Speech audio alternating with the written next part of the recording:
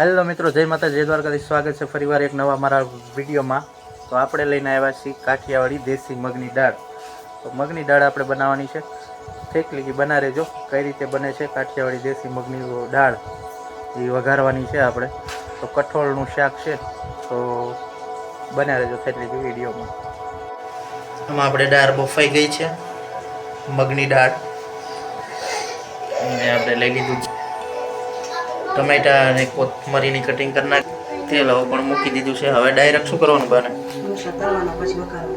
વઘારવાની છે. ઓકે, મસ્ત મરચાં તૈયાર થઈ ગયા છે. આમાં પણ બધું મસાલા નાખી દીધા છે, હળદર, મીઠું અને વઘાણી એવું પણ. હવે દાળ વઘારવાની ડાયરેક્ટ. મગની દાળ બફેલી છે, પાતળી એડ કરવાની છે.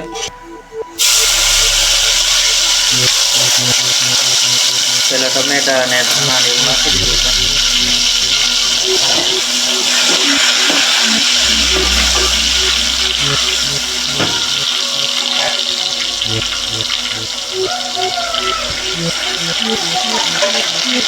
મગની દાળ પણ એડ કરી છે. આવી રીતનું કંઈક કાઠિયાવાડી દેશી મગની દાળનું શાક છે.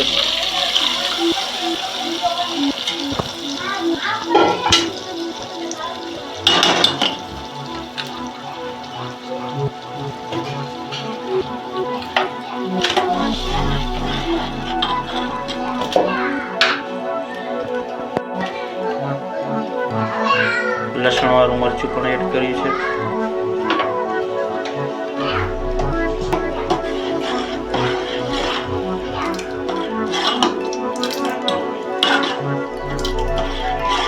હવે બાસુ નાખો. બસ આવી ગયું. આવી ગયું તો હજી કલર કેમ સફેદ સફેદ લાગે? હમણાં ઉપળાની દાળ થઈ છે.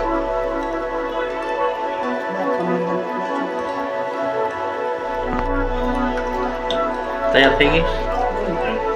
આવી રીતની કંઈક દેશી રેસીપી કાઠિયાવાડી દાળ બનાવવાની રીત. મગની દાળ બનાવી છે. તો તમે કઈ રીતની વઘારો છો મગની દાળ, કેવી રીતની બનાવો છો, જરા વિડીયોમાં કમેન્ટ કરજો. આવા જ વિડીયો જોવા માટે મારી ચેનલ સબસ્ક્રાઈબ કરો. આવા અવનવા વિડીયો તમને જોવા મળી રહેશે.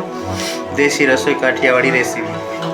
ચાલો મિત્રો, પાછા આપણે ઘૂઘરાની તૈયારી કરી નાખી છે. ઘૂઘરા વણીને કમ્પ્લીટ થઈ ગયા છે. જો આવી રીતના ઘૂઘરા અમે વણી છીએ. તો તમને કેવા લાગ્યા અમારા ઘૂઘરા? જો આવો નવો રેસીપીના વિડીયો જોવો હોય તો અમારી ચેનલને લાઇક ને શેર ને સબસ્ક્રાઈબ કરજો. આ વચ્ચે દાળમાંથી ઘૂઘરા આવી ગયા છે, તો ઘૂઘરા પણ હારે જોઈ લ્યો. ફાઇનલી આપણે ખાટી આંબલી હોય ને એની ચટણી બનાવી નાખી છે ઘૂઘરા માટેની મસ્ત.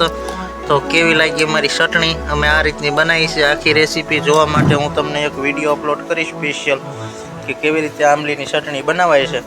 તો એવી તમને રેસીપી મોકલીશ. તો બન્યા રહેજો નવા વ્લોગ સુધી. ત્યાં સુધી રાહ જોજો. અને આવા જ અમારા રેસીપીના વિડીયો જોવા માટે અમારી ચેનલ લાઇક કરજો, શેર કરજો, સબસ્ક્રાઈબ કરજો. ત્યાં સુધી બધા આવજો. જય માતાજી, જય દ્વારકાધીશ, હર હર મહાદેવ.